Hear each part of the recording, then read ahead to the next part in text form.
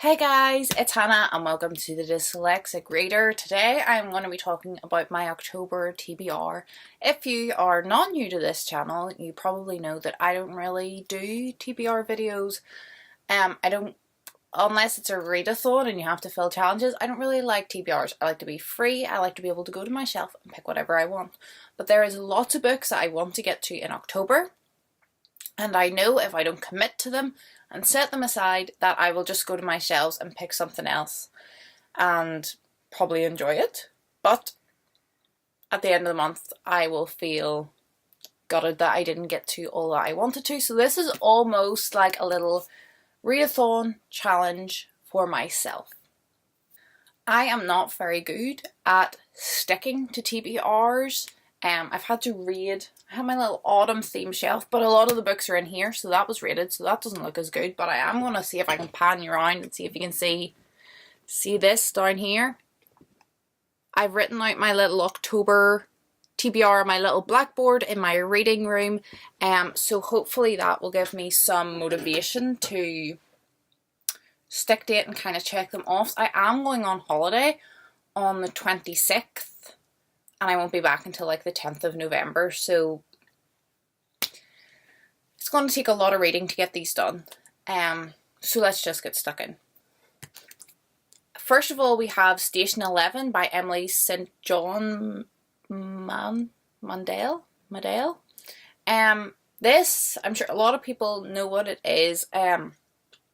I've had this for quite a while and I can't believe I haven't got to it yet. As far as I know, it's set in a post-apocalyptic world and it's set in Toronto and it's about a travelling like Shakespearean acting troupe.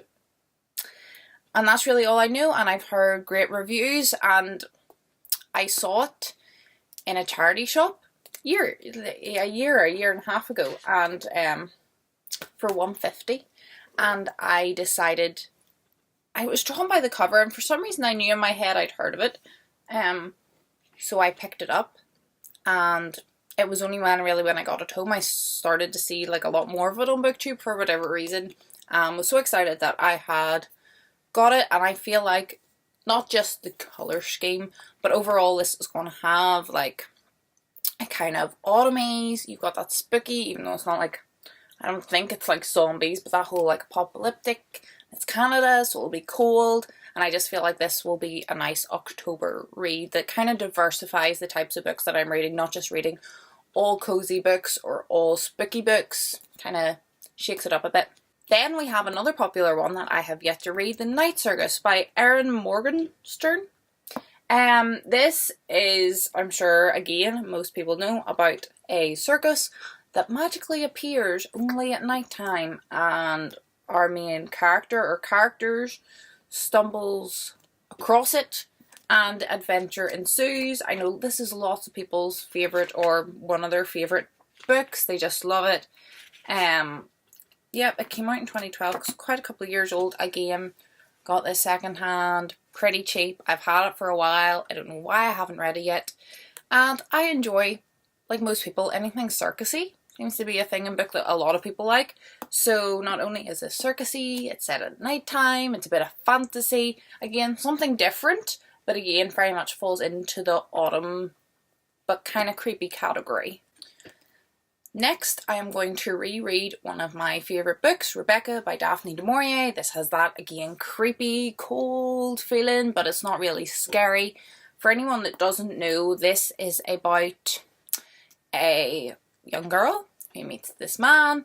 They get married and they go back to live in his house, but he had a wife called Rebecca who died before they got married, but everyone is still obsessed with Rebecca, and it kind of goes on from there. Yeah, it doesn't really say anything on the back that I have left out. I have seen the movie like a million times, and I read the book once, but it was like years and years and years ago. I read it to my grandmother. She always, when I was wee, I liked these kind of movies, Jane Eyre and all those types of kind of period-y pieces, but she recommended me the movie, and she said that it was a bit different, but she thought that I would enjoy it. And DVD had just came out, so I went and bought the DVD. We watched the DVD together, and then she asked me if we could read the book together. By this side, her eyesight and stuff was going, so I read the book to her. And so I haven't not read it since that, which was many years ago.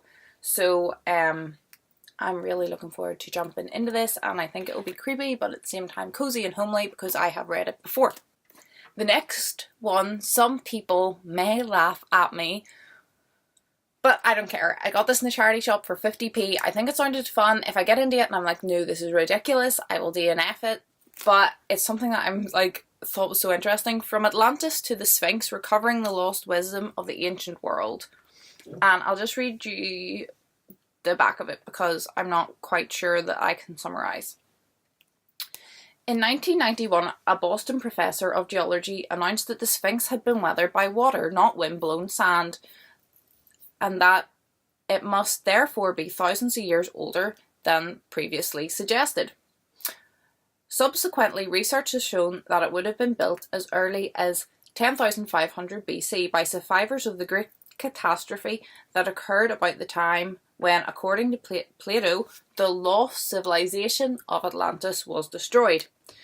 The compelling argument of Colin Wilson's best-selling book is that 1,000 years before ancient Egypt and Greece held sway, there was a great civilization whose ships travelled the world, and whereas we have no way of seeing the universe as a whole, these old ones possessed some sort of knowledge system that offered a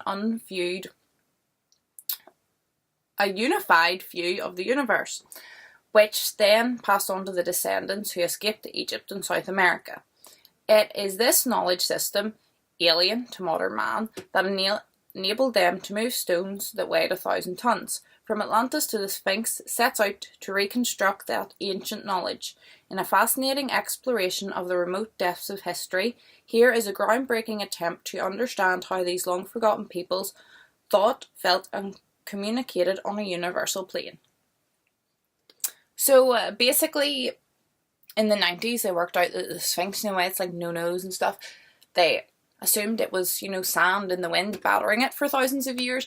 But they reckon now, and there's, I've seen documentaries and stuff recently, it's more than just the Sphinx. It appears to have scientifically, when you examine it, been weathered by water. And we all know that Atlantis was lost beneath the water and it was a great civilization, and no one knows how the ancient Egyptians done the things that they done and whether there is a connection between them. I don't know. Could be crazy. It could be a lot of fun. Could be a lot of fun. Oh, there's pictures and everything in here. This was 50p at a charity shop and I was like, it's so crazy, I can't not. Oh, we have some Neanderthals. I wonder how that plays into things. Who knows? So, is it really a thumbnail? No. Am I in the mood for it? Yes. So, next we have probably one that I'm most, or nearly the most excited about, is The Golden Age of Myth and Legends by Thomas Bulfinch, the classic mythology of the ancient world. And I am interested in mythology of all kinds, and I have been told by a couple of people that if you want to read anything, you have to read Bulfinch. Like, you've just got to read Bulfinch. Like, I love modern like retellings and stuff as well, but I don't claim to know everything, so a lot of the stuff is lost on me. But this is kind of an overview of Greek myth and legend, or not just Greek, it's Greece, Roman and Northern mythology. Yeah, and it's just a very extensive but condensed, if you want, overview of it all, and they have a great like a 20+ page index and glossary at the back, which is really cool. And just this was so recommended, picked it up secondhand, and I'm excited just to expand my knowledge on the topic. Next is a weird one. Again, one that I had wanted to read for a long time, but everywhere that I went that it was like buying it new was too expensive, even online. And finally came across a copy in a charity shop for like £2. Couldn't pass it up. Been really excited to read it for a while. Haven't got around to tackling it yet. And then recently I have heard some bad reports. All of at, the channel name is eluding me right now. I'll put it somewhere on the screen. Olive read this recently and didn't like it. She DNF'd it. I chatted with her a little bit. She had a lot of problems with it. But I saw on her thread on Twitter as well, a lot of other people said they agreed with her about, you know, even if they finished it, they agreed that this wasn't good and this wasn't good and this wasn't good. And a lot of other people said that they DNF'd it. So I don't know. But it is The Case of Jonathan Strange and Mr. Norwell by Susanna Clarke. I'm just going to give it a go. Do you know what? I've had it on my shelves for this long. It feels like a very autumny read. I'm going to give it a go and see what happens. Will I probably get it finished before I go on holiday, considering all those other books, and I have another 2 ebooks to talk about? No. But I'm going to give it a go. I could take this on my holiday. I'm not a big holiday reader. I don't know who else is like that, but I don't really read when I'm on holiday, excepting the plane there and back.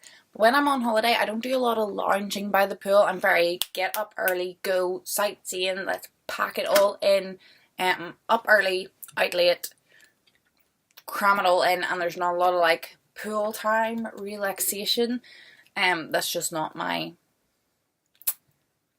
gig. I just don't enjoy it. So I don't actually read a lot on holiday, excepting the long plane journeys. So do I want to hawk this around for 2 weeks just to read it on the plane? Probably not.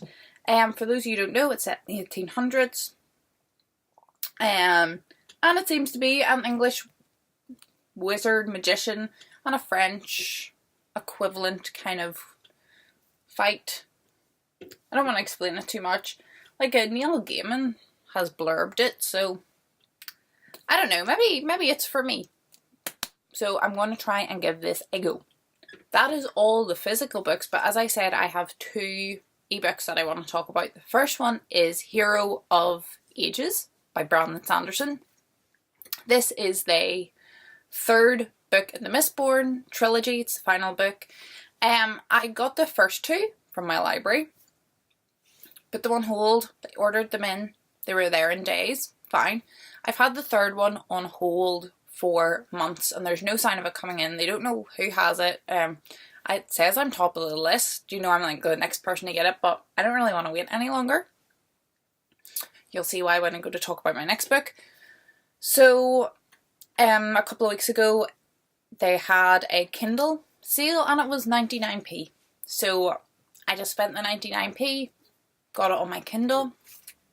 I've already started this. I started it a couple of days ago, but it's on my October TBR because I'm going to try and finish it in October because of my next book, which is Skyward by Brandon Sanderson. This book is a e-arc that I received from NetGalley that I am super excited for. It is the start of a new Brandon Sanderson series. It's his first one and it comes out in November 9th, I believe, so I will want to read it before I go on holiday so I can film a review because I won't be back by the 9th of November, and try to get a review out before that and tell you guys all about it. But I really want to get this read, and I didn't want to read it when I still had 1 book in the Mistborn trilogy left. So I want to finish the Mistborn trilogy off, try and get it done first in the month I'm already working on it, and then move on to like maybe a couple of lighter things, and then go back and get Skyward done definitely before my holiday. So that's kind of my reading plans for October. It seems crazy when I think like those 2 fantasy books are like 5+ hundred pages long each. And then you add on all this and I only have 26 days to do it. And on top of that, you have everything else, getting ready and packing. That's going to take up a lot of my spare time. Also, my brother is moving this weekend, so I'm going to have to go and help him. So I don't really know. Also, if you guys have been watching my videos, you know I've been having a lot of health problems recently. So that's why I only got 4 books read in September, if you see my wrap up.